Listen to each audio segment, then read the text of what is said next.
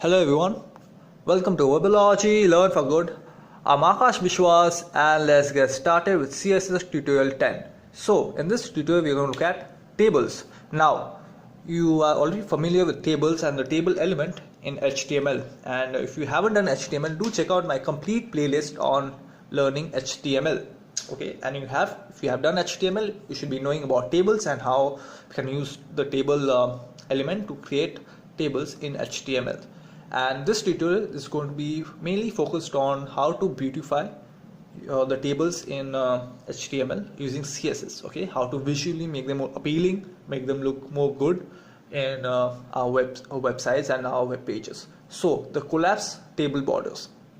Okay, how can we collapse the table borders? So the border collapse property lets the table borders be collapsed into a single border or not. Okay, so it can be either in single border or in no border. Okay, so we're going to look at this in detail when we get our hands dirty with CSS coding. Okay, so let's move on.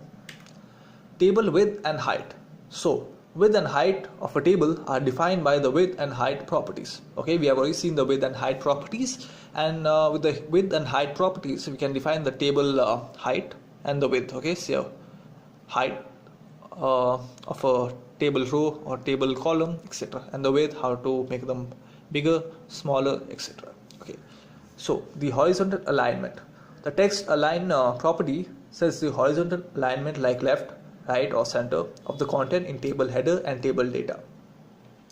So in 1 or 2 videos back I've shown you the text align property and how can we use the text align property to center our text, and you should be knowing this. As I mentioned earlier as well, by default the text is left aligned in HTML because it's in English. Okay, but suppose your text was right aligned, you can bring it to the center or you can push it to the left. Okay, similarly if your text was on the left, you can bring it to the center or push it to the right. So by default the content of table header th elements are center aligned and the content in td elements table data are left aligned. So as the default values, by default they are in table header it is center aligned, and in table data it is left aligned, but with the text align property we can change that. Okay, we can push it to the center, push it to the right, push it to the left, etc. Now vertical alignment. So the vertical align property sets the vertical alignment like top, bottom or middle of the content in table header or table data. Okay, and by default the vertical alignment of the content in a table is middle for both table header and table data. So as the default value of the table header and table data, the vertical alignment is middle, we can push it to the top, bottom or middle. Okay, let's move on. Table padding. So to control the space between the border and the content in a table, you can use the padding property on td and th elements. So we have already seen the padding property when I done a video tutorial on box model, CSS box model. If you haven't done the CSS box model, or if you don't know what is the CSS box model, I highly recommend you to stop watching this video and go check out my other video on CSS box model, because the entire CSS is based on the box model. Okay, and how well you understand padding, margin, the box model will help you to become a good designer. Okay, so the horizontal dividers. You can add the bottom property to table headers and td table data for horizontal dividers. Okay, hoverable tables. You can use the hover selector on tr, okay, to highlight table rows or mouse over. Okay, and next is strip tables. You can make zebra strip tables, okay, which looks very appealing and visually good, and I'm going to show you how to do that. You can use the nth child selector. We have already seen the child parent properties in CSS, because CSS again is based on the child parent analogy, and that's how it is. Okay, and add a background color to all even or odd table rows. Okay, last, responsive table. A responsive table will display a horizontal scroll bar if the screen is too small to display the full content.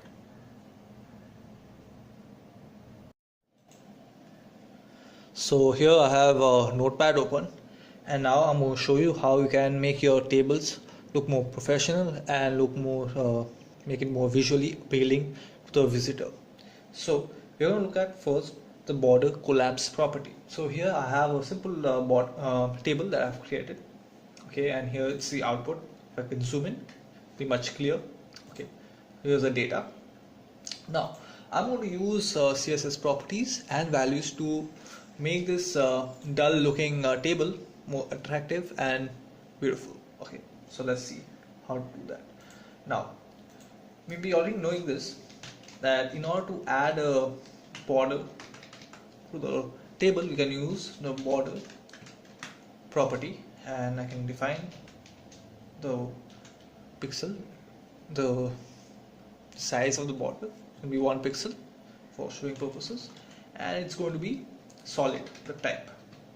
Okay, now here I've created a border around the entire table. Now let's see the border collapse property and what it does.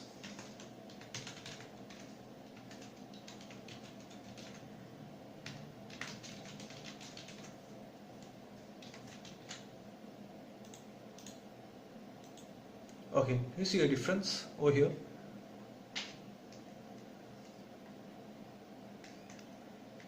Just collapse the center border. Okay. Now similarly, the border is around the entire table. Now what if I want a border? Say here I have table rows tr and table data, table header, sorry, and then table data. Now I want a border around each of these elements so that it looks good and it stands out. What I can do is that I can create a border around the table header. So you have to put a comma, then followed by the element you want to apply the border, say table header th, and then td. Okay, now I'll save, and there you can see it's created a border around each of these elements. Okay, so this is the table header, and this is the table data, table header and table data. It looks much better. Okay, so let's move on. Now how about increasing the size, the height and width of this table? Okay, we can zoom in and get back to the default values. Okay, so this is, I think, the default value, or yeah, maybe this. Okay, now how about increasing the height and the width? So you can use the height and width properties in order to do that. We have already seen this. So I'm going to increase the width first. I'm going to put, say, 50 pixel, and next I'm going to increase the height as well. Put again 50 pixel.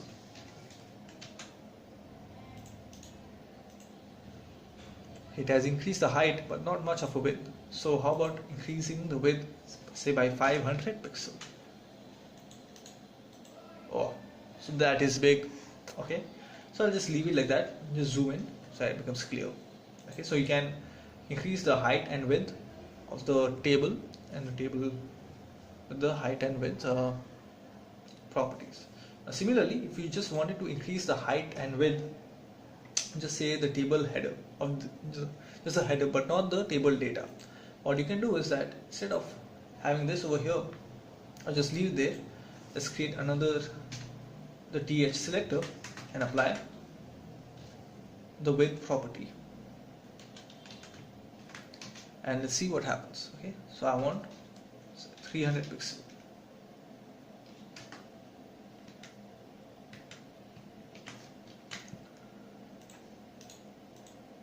Okay, nothing has happened because by default I've set it to 500 pixel earlier in the border. Now even if I change this value, say 1000, nothing's going to happen. Okay, so this is waste of time to reapply. What I can do is I can delete this from over here. Okay, and then save and then refresh. There, you can see the width has increased but the height has decreased. Okay, similarly I can increase the height as well. I can say put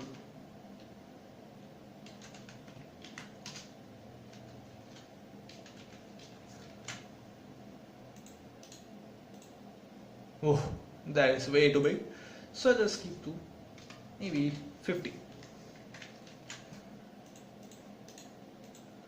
Okay, that looks better.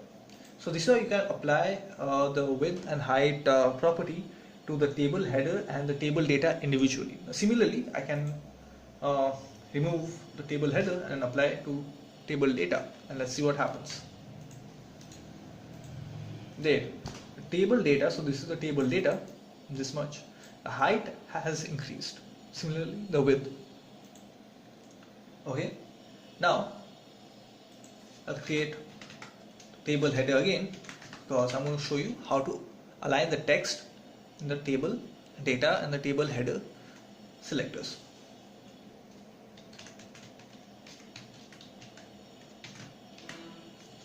So as you can see, by default over here it is center aligned.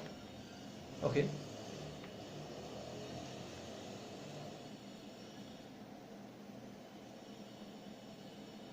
but we can change it to either to the right or to the left. Okay, so let's go ahead and do that.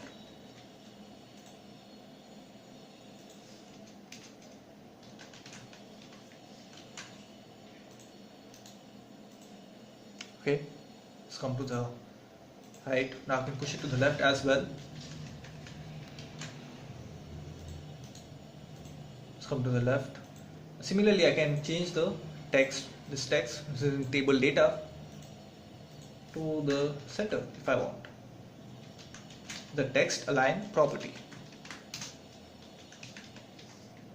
Oops, not left, put it in center. Okay. Let's come in the center. Even if I center the table header, they're looking much better. Okay, that looks pretty good, right? Pretty awesome. Now, similarly, I can apply a background color to the entire table. Okay, the background color property. Say I'm going to apply green. Okay, I can apply any color. So I can even apply pink. Oops, nothing's happened because I wrote ink instead of pink. Okay, so let's move on. Now we can even use a vertical align property, which sets the vertical alignment like top, bottom and middle of the contents of table header and table data. Okay, and as I've told you earlier as well, by default the vertical alignment of the content in a table is middle. Okay, even for table header and table data. Okay, so if you look at my table over here, this content is centered in the middle. Okay, this is middle of the entire cell. So this is the cell, and this content, this data is in the middle. Now if I want, I can push it to the top, push it to the bottom, or I can leave it in the middle. Okay, so let's go ahead and do that. So this table data, this, let's just create the height a little bit more. Okay, so put 100. Okay, the height has increased. Oops, sorry, I applied the wrong height, the wrong place. So of table header, I apply to the table data. Okay.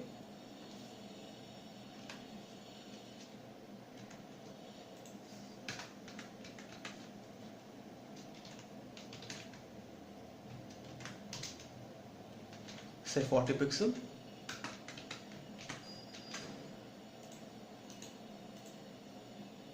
Okay, it has increased. Now I can increase a little bit more, say about 90.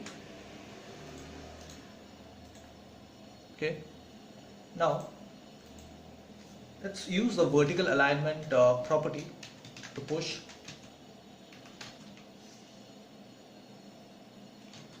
the table data content to the top.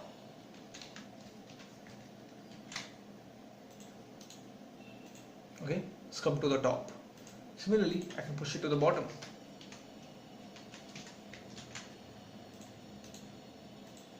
Just come to the bottom, and by default, as I told you earlier, it is in the middle. Okay, so it's going to come back in its original position, which is center. Okay. Now the same thing I can do for table data as well. I'm going to use a vertical align property. I'm going to push the data to the top. Okay. However, increasing the height slightly so it becomes a lot clearer. So again, I'm going to put something like 80.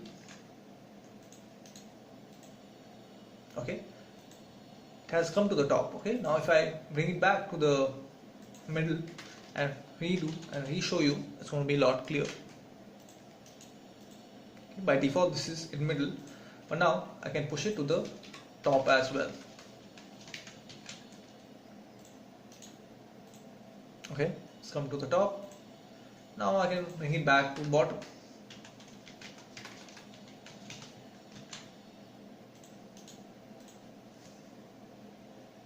Okay, now just delete this, the background color, because we're going to see something exciting now. I'm going to show you the hover selector and how we can use it to highlight the rows when the mouse goes over each of this data. So that is very, very interesting. So you have to apply the hover selector to the TR, the table row selector. So TR colon, type hover, and say I can put a color. I'm going to just put red. Okay.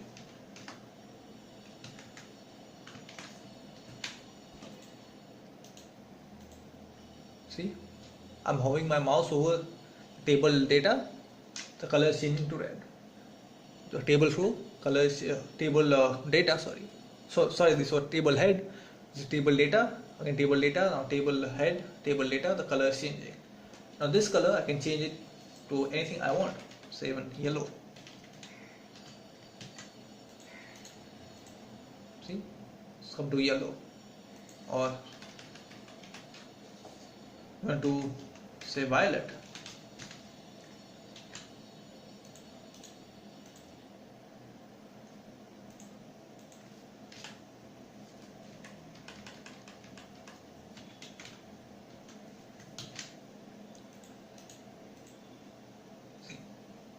Sorry, I didn't use violet because I don't like that color. Okay, I like blue.